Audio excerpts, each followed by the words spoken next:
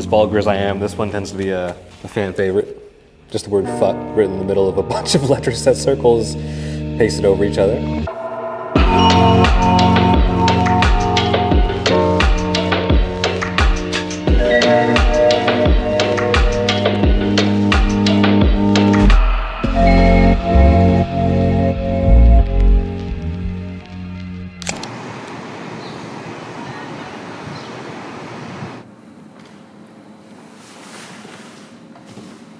My name is Ryan Antooa, and we're currently sitting in my studio space, which I just got about a week ago, a dream space, and it's a space to make music, to make art in a physical format, make graphic design, just a playground more or less, so welcome. So I think I've been making artwork across a couple different mediums over the past years. Started out with poetry. I've been a graphic designer and a photographer. I've now delved into the world of physical art, which you'll see around the studio. The main reason I started that is because I took a sabbatical for 4 months just to completely set myself free and not have any constraints on work and life or anything. Recent art project that I wrapped up was a series on Letroset. Those initial pieces were also made when Ukraine was beginning to be under siege. So I decided to make a series of Letroset posters and then sell them all with all the proceeds going to Ukraine. I am very scrappy, and that initial Letroset series, it was honestly made using loose leaf 8.5 by 11 sheets that I had around my apartment. So there was no fancy supplies. Being on sabbatical was amazing to do that because I would get up every day like an old person, yawn, stretch. I'm usually naked at this point. I'm looking outside my window, which has no curtains drawn, which is fantastic. And I'm drinking coffee, and then I just look at my artboard, which you can see in the corner of this studio. And I would just get down on my apartment floor and start making some of the pieces that you see. Some of these are near destroyed, but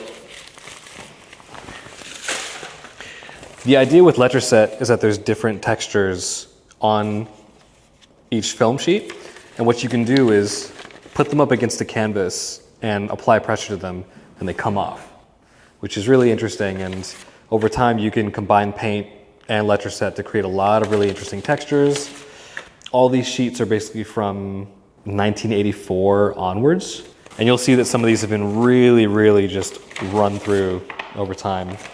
It's this idea of leftovers and textures, and whatever you can use is whatever you can use. So this is all done using a tiny bit of acrylic, black acrylic, Letroset all over, a few little pen scribbles here and there from me, and some sticky notes.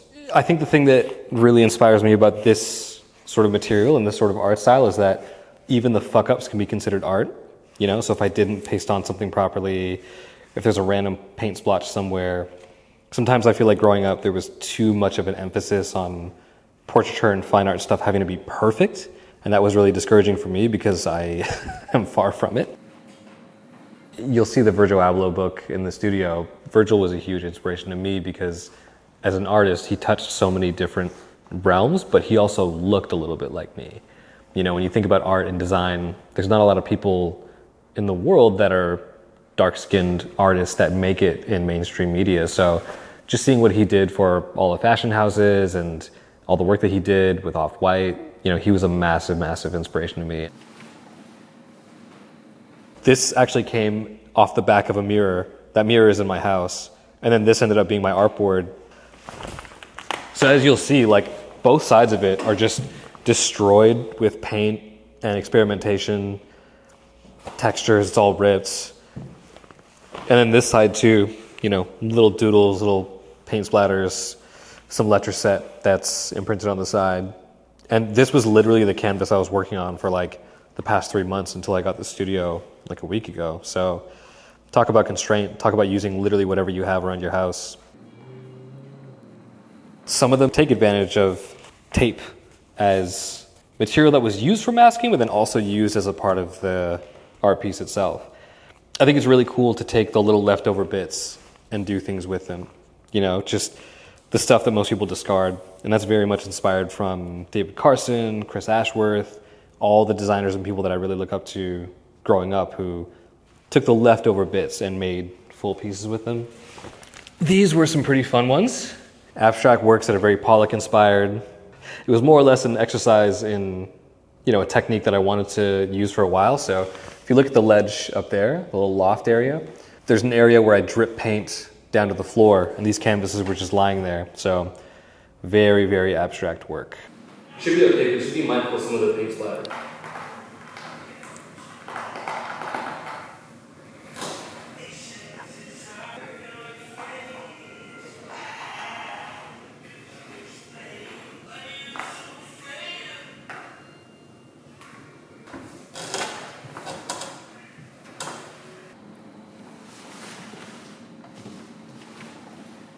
This is for sure the one that I'm the most proud of.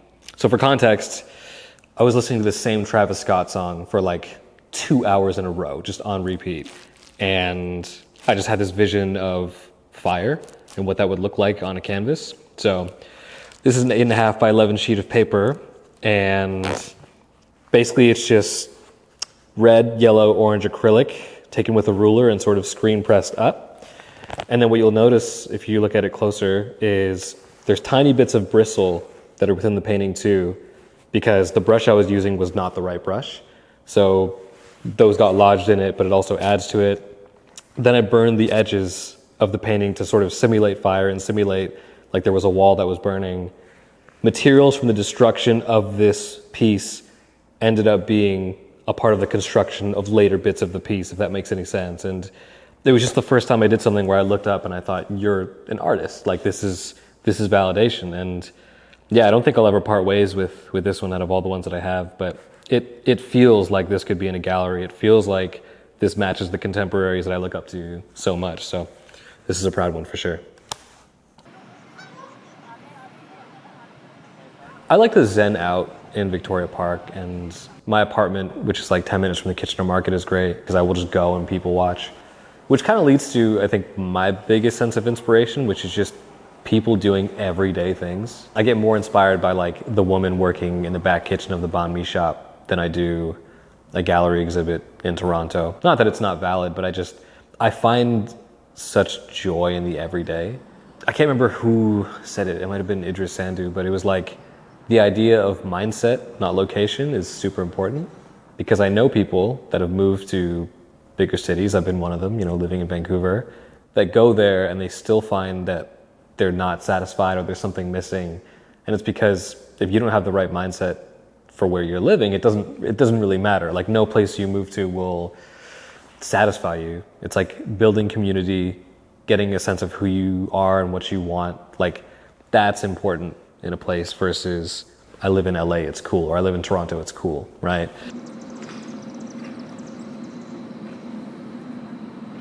I want to start a creative agency here in the city. What I've noticed in KW, a lot of people are powerhouse creatives here, but they primarily work by themselves. And the idea of working with somebody else on a project is a bit more foreign. Whereas I think in bigger cities that I've been to and lived in, people have more of a natural proclivity to have collectives or groups that work together and make massive things, right? The phrase that keeps coming to mind is, you go fast when you're alone, but you go far when you're together, right? Not to sound too cliche, but it's true. Like, if the best videographers, if the best photographers, the best designers work together, we can make better things and bigger things. Right. And this didn't work at all because now some of the other paint is coming off with it, so this is gonna be another fuck up. 3 things happened in November of last year. A family member got sick. Virgil Abloh died, one of my favorite designers that I mentioned before. And things were just insane at Movember, and I just sort of looked up one day and I said, I'm done. And luckily, financially and the way my life was set up, I was able to take 4 months off. But I've been thinking about it for a while because some of my favorite artists, my favorite designers, they'll do that regularly. One of the people that comes to mind is Stefan Sagmeister, who runs a design firm called Sagmeister and Walsh. He, every 7 years, will take a full year off to take a sabbatical. And it's kind of an insane notion, because like imagine taking a year off work where you just did nothing. And I remember seeing that when I was living in Vancouver because I came across his happiness exhibit. And I was like, that's such an interesting concept, to just take a year off. It's so much the antithesis to everything I've been taught from a capitalist society growing up that says, work every day, work super hard, 9 to 5, get a house, get a car, all these sort of trappings of everyday life here, especially in Ontario. So when all those three things happened in November, I remember the Sagmeister thing, I remembered all the stuff from before, and I thought, yeah, you have no worldly attachments right now. Like, take this 3-month period, take care of your family, take care of yourself, and just see what happens. What would happen if every day you got up and there were no requirements for you to, other than you just being a person? And at first it was really scary because you're so used to a routine, rigid schedule of, I get up and I do this, and then I go to work, and then I come home.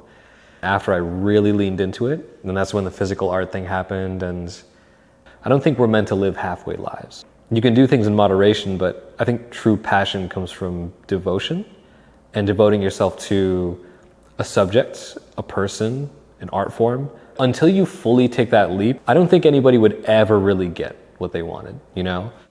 If you completely fuck it up, then there's no issue really, right? Like, there's so much you can come back from. I'm not saying be reckless, but I'm saying more people could afford to take a bit more of a risk if we didn't care as much about the things that we did. Cars, houses, you know, buying things just to impress people. And a lot of people think if they were struggling in their 20s or squandered time that they're lost, and it's so far from the truth. As long as you're healthy and mentally as well as you can be, and you know, in a good enough position, you can revamp and restart shit way later.